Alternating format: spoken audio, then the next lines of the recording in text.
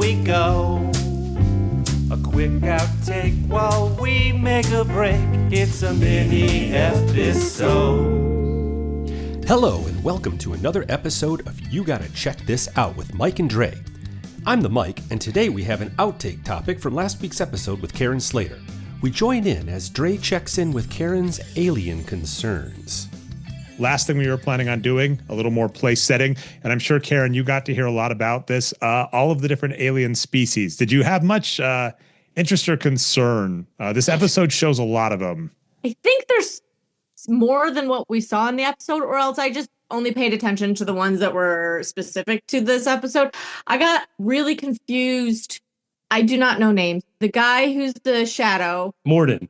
He's the human representative of the shadows. Yeah.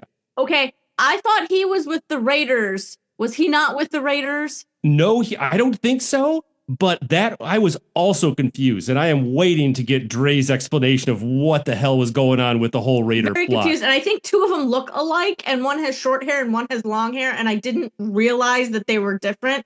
And I'm going to blame the lighting, because the lighting was very shady for some of that show. Yeah, to briefly, we can talk. Actually, that's a fun one. We can talk. This episode is actually the first appearance of an alien race called the Shadows, and this is kind of nice. I'm getting a little bit of an echo, just don't know why.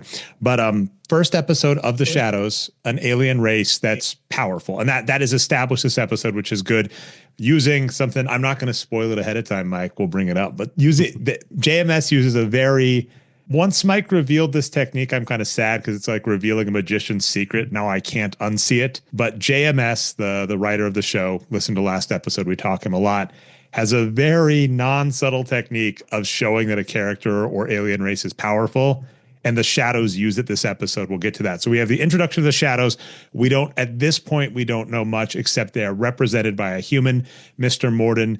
And to your question, Carin, I actually thought that was ambiguous because I could see Morden having specifically worked with the Marauders. We'll talk about that in a bit.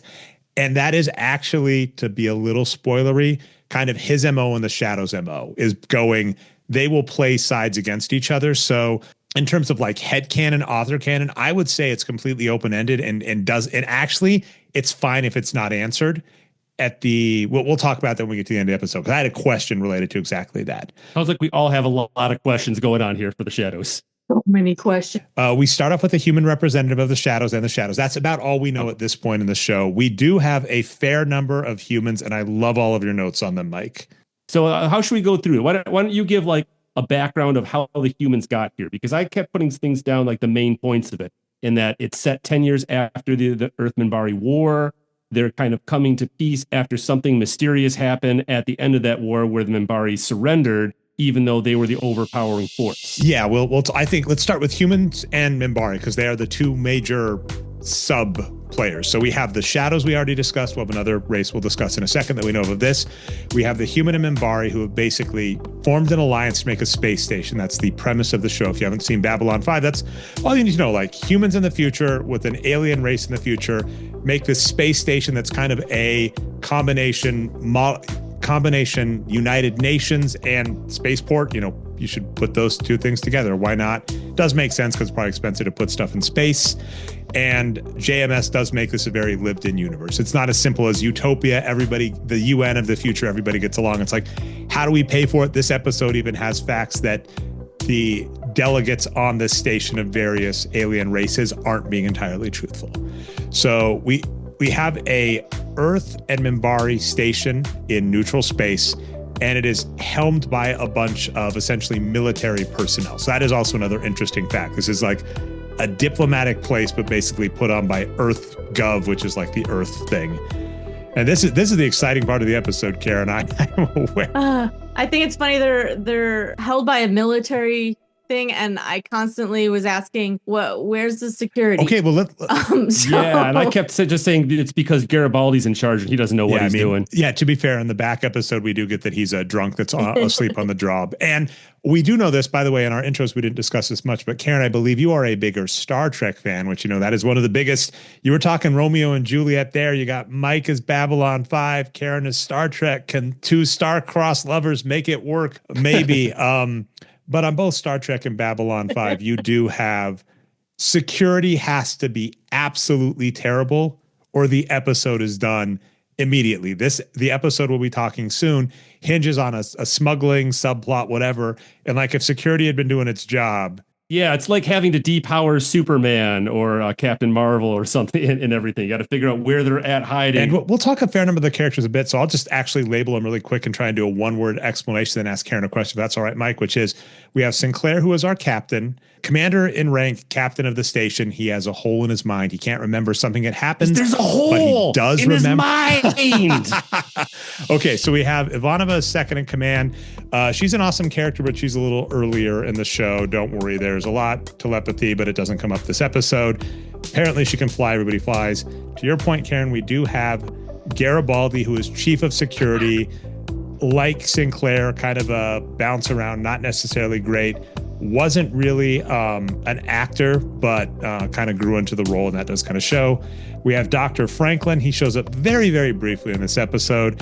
And we have Talia Winters, our resident telepath, and she did not show up in this episode. I think you'd be amiss if you didn't mention Garibaldi's "What am I going to do with my hands" for the first 2 episodes. For the first 3 episodes, most of his scenes, he's holding his hands within his armpits, like he just can't wait to take them out, the smell, and put it back in. 100%. It's Molly Shannon, which is funny because Mike and I were talking about how he looks like Seth MacFarlane and Dan Aykroyd. Seth MacFarlane from the front, Dan Aykroyd from the back. He's like a human. I can't mullet. unsee it. People would say Bruce Willis because of the baldness and kind of the die-hard look, but nope, you're right. You got it. Do I need to check that out? I've heard good. I heard he like tricked his way into basically making Star Trek by saying it was a parody first, and just straight up did it. It was glorious. I was using my sister's Hulu account, and I was I was at a work event, and they kicked me off because I was watching. I couldn't not watch it, and so I logged in Boston, and they were like, "Somebody stole our password." I was like, "It was me. It was me. I stole your password. Please give it back." Now, I do have one top level question. You were introduced to 4 of the 5 humans, and don't worry, I don't think you missed much on Talia unless we wanted to be really mean. Any opinions on any of the humans we met this episode? I think the first thing I said to Mike, I had to pause the show because I was like, it was just completely eye-opening for me. And I don't know why I didn't think about it, because the same thing happens in Star Trek. She woke up early. Well, early or late, you can't really tell, it's space. And she went and took over for whatever. This was Inova. Yeah. Okay. She woke up early. She's not a morning person. She goes down to the bridge, and like everybody was there. So like, who is she? And nobody left. So who is she taking over for, and what kind of shifts there are, and why is the first and second commander on the deck at the same time? I was like, wait, but this isn't just a Babylon 5 problem. This is like a space show problem, because Star Trek does it as well. Everybody does it. But that was like, shouldn't the first and second in command be taking over for each other, so someone's already there, as opposed to them together solving problems all the time. So that one threw me. Garibaldi, that was Seth MacFarlane and Dan Aykroyd. But yeah, no, that was it. I liked hearing the behind the scenes story about Sinclair from Mike. And that was sad. Well, yeah. I think I'm actually just going to try and get through the other ones quick, because I really want to talk this show now. So we have the Minbari, who are one of the older races. They're called the Boneheads affectionately because they have a big bone around their head. And if you actually look closely, the way the prosthetics work, they actually have to have fake little tiny ears. That's not why I call them boneheads. Oh, that's mean. Anyway, so the Minbari are one of the older races. Apparently they have, some of them have implants that are gray triangles that look like holes in their mind, right? Does that come in a lot? Only time it ever showed very up. Prominent. Yeah. And we will talk it. Delenn is, we have learned this episode, and it's said kind of 2 times, she is higher than she appears. She is an ambassador on the station, but she is really higher up, and there's something we don't know about her. And we've had several episodes where someone's been like, you are way higher up. Why are you on the space station? That'll come up. We have Lanier, who is played by Bill Mumy from Lost in Space. Unfortunately, does not show up this episode. I do absolutely love it. We, of course, get into Centauri, the Peacocks.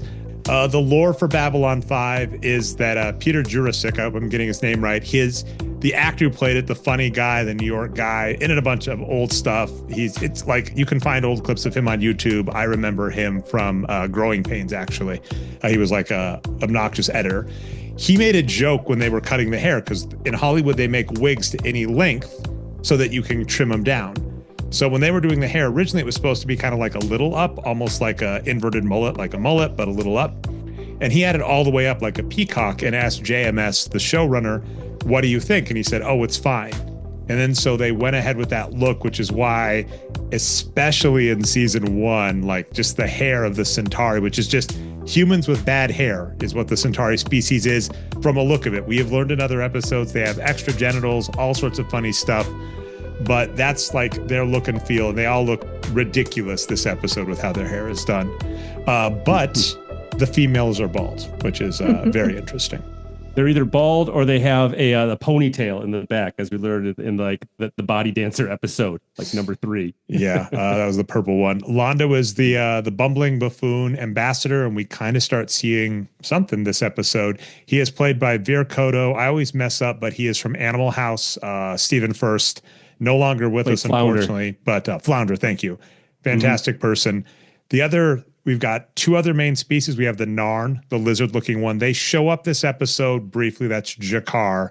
I do got to ask this, Carin. I do think that's Andreas Katsoulis, so name near and dear to my heart. The one-armed man and the fugitive. I think he stole the scene this episode. He was only like 2 scenes, but I think he absolutely stole both. No, I have to tell you, I was really distracted. You didn't mention him. Because he's only in this episode. The other Centauri that was there that was picking up the thing, Garrett Graham, he's like character actor, but he came on the screen and I was like, I know him. And Mike's like, no, you don't. And I was like, no, I do. And I went and I found him, and he's from the Star Trek Voyager episode. He's a member of the Continuum with Q. Yeah, he showed up in a bunch. He's like in like 90 some odd episodes. I have that in it. Garrett Graham, awesome. Although I will throw this out to you. Andreas Katsoulis does play a Romulan in some of the Star Trek movies too. So. You put too much makeup on people and you can't tell. I think that's always fun too with Star Trek. Yeah. I went back and rewatched Next Generation a couple years ago, and like the cameos on that they weren't big stars at the time, but like after the fact, they're huge stars. It's just amazing, which I would love to watch Babylon 5 and just see if that kind of thing happens as well. It's hit or miss. You know, we had like Winnie Cooper in an episode at one point, but this episode was more bit. Occasionally you get major names that are in everything. This episode, we have like character actors who have huge resumes as the guest stars. Very last one we're going to get to it. We do have Natath as Jakar's assistant, doesn't show up in this episode. And spoiler alert, the makeup was really, really difficult for Narns. And some actors didn't want to deal with it. And so she may or may not show up in season 2. Sorry for the spoilers if you were getting attached. Oh, we ended up talking a lot about Natath last episode because she was the one who attacked the Deathwalker. We were arguing about Mike's gerrymandered sucker punch, which I still do not forgive, and we will get back to that. All right, we are almost the actual episode. We have Kosh, the last of the major race. He's Carin. I got to know actually. I'm sorry I keep asking like, what's your opinion on this? Because it's like someone who didn't grow up with this. Like, Kosh is the Vorlon, who is this old alien race. He shows up in this supposed to be kind of majestic ship that I don't have words to describe how it looked when majestic for the CGI they were doing at the time. It's shinier. And he's this big alien in like a big, almost mech looking suit that makes a weird noise. And we only see him for a little this episode. Carin, did you have any opinions on Kosh from just this episode or what you've seen so far? I didn't.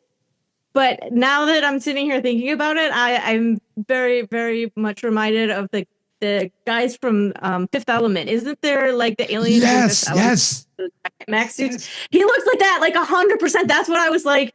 I saw him and I was like, okay, what's going on? And then he was off screen and I was like, oh, and I forgot. But now we're sitting here talking about like, oh, that's where I know him from. That's what he looks like them.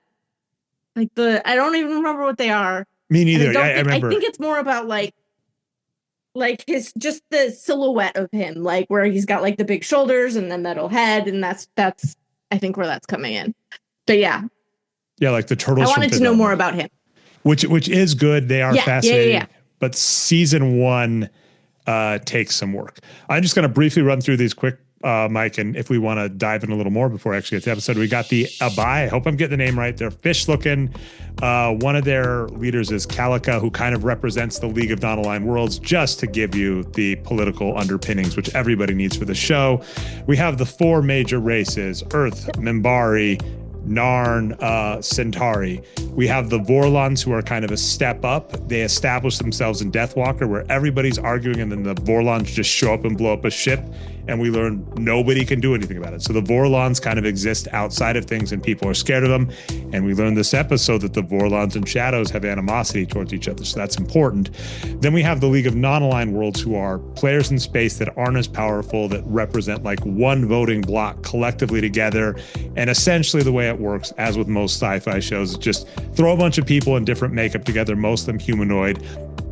There was some attempts in season 1. One of the races was Cascor. It kind of looked like a bug, like a beetle kind of insect thing. That was like an arms dealer on the station. They had like Jim Henson do some creature effects, but they eventually just... It was cool, but he was only like in the background in like 3 episodes. Well, he was kind of like, they put him in as a broker in certain things. Like they tried to establish him as anybody could go to the down below and get shady dealings through this like huge praying mantis Muppet, which was a cool idea. They just didn't figure out what to do with it. Yeah, they moved on, and we kind of do end up in the world of humans and just funny prosthetics, ridges, alien looking. So like the Abai kind of look like fish. The Drazi kind of look kind of like turtley. The Narn, as we mentioned, look lizardy.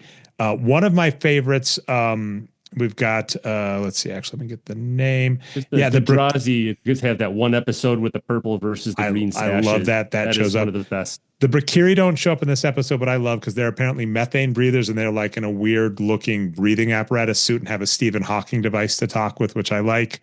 We have the Merkab, don't get attached. We have the Antine, another humanoid with just, like ridged features, but they're baby killers, as we learn.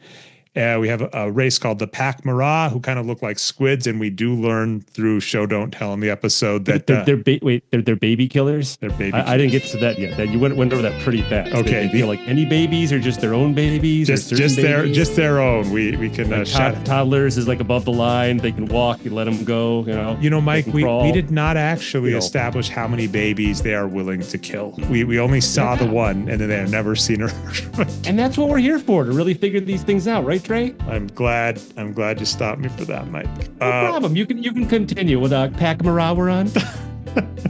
Pac Mara are squid-like, and we do learn that they are carrion eaters. So there are a few episodes where they bring up, they're like, we lost the evidence, and we're gonna go ask the Pac Mara and make sure they didn't eat it. So there is some fun of trying to make different alien species, try and make this a more wild world, but we do end up in the Star Trek world of bunch of people, bipeds, that just have funny prosthetic makeup, because that's kind of what you've got to do, especially if you're ever going to have guest actors. Speaking of the prosthetic, the one thing that I love seeing was with the scenes where Londo and was it Takin or the other Lord were next to each other, and Londo, clearly because he's a regular, they have his regular hair all up, and the other guy just clearly just had kind of like something they put over his regular hair to make the Centauri hair go up. Oh, it was pretty funny. That was Lord Kiro. Lord Kiro, yes.